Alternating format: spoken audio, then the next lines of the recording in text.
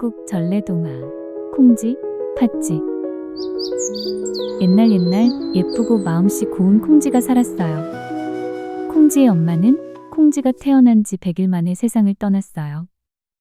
시간이 흘러 아버지는 새어머니를 집으로 데려왔어요. 새어머니에겐 팥쥐라는 딸이 있었답니다. 새어머니와 팥쥐는 콩쥐를 좋아하지 않았어요. 힘든 일은 모두 콩쥐에게만 시켰지요. 어느 날 새어머니가 말했어요.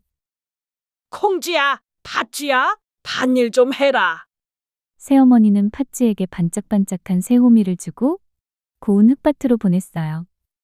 하지만 콩쥐에게는 낡은 나무 호미를 주고 돌이 많은 자갈밭으로 보냈지요. 콩쥐는 열심히 밭을 갈았어요. 그런데 딱 소리와 함께 호미가 부러지고 말았어요. 콩쥐는 너무 속상해서 울음을 터뜨렸어요.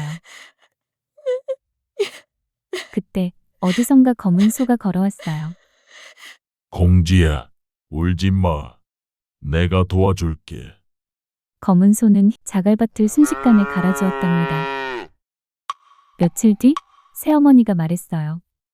내가 돌아오기 전까지 이 물독에 물을 가득 채우거라. 콩쥐는 물동이를 들고 계속 물을 부었어요. 하지만 물독은 차오르지 않았어요. 작은 구멍이 뚫려 있었던 거예요. 콩쥐가 어쩔 줄 몰라 울고 있을 때 통통한 두꺼비가 폴짝 나오며 말했어요. 걱정 마, 내가 구멍을 막아줄게. 두꺼비 덕분에 물독은 금세 가득 찼어요. 마을 잔치가 열리는 날이었어요. 새어머니는 고운 비단옷을 입고 팥쥐와 나가며 말했어요. 콩쥐야, 너는 배 짜던 것 마저 하고 쌀도 다 찌어라. 끝내기 전엔 절대 오지 마라. 콩쥐는 너무 슬퍼 눈물을 흘렸어요. 바로 그때 환한 빛이 번쩍하더니 선녀가 하늘에서 내려왔어요. 콩쥐야, 울지 마. 내가 도와주마. 선녀는 배를 순식간에 짜주고 고운 비단옷과 비단신을 선물했어요.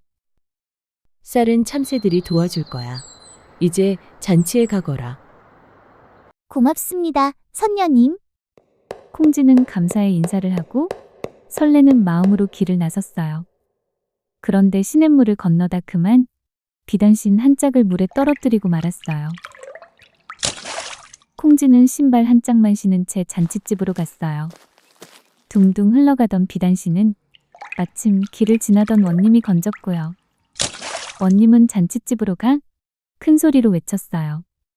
이 신의 주인은 나와 보거라.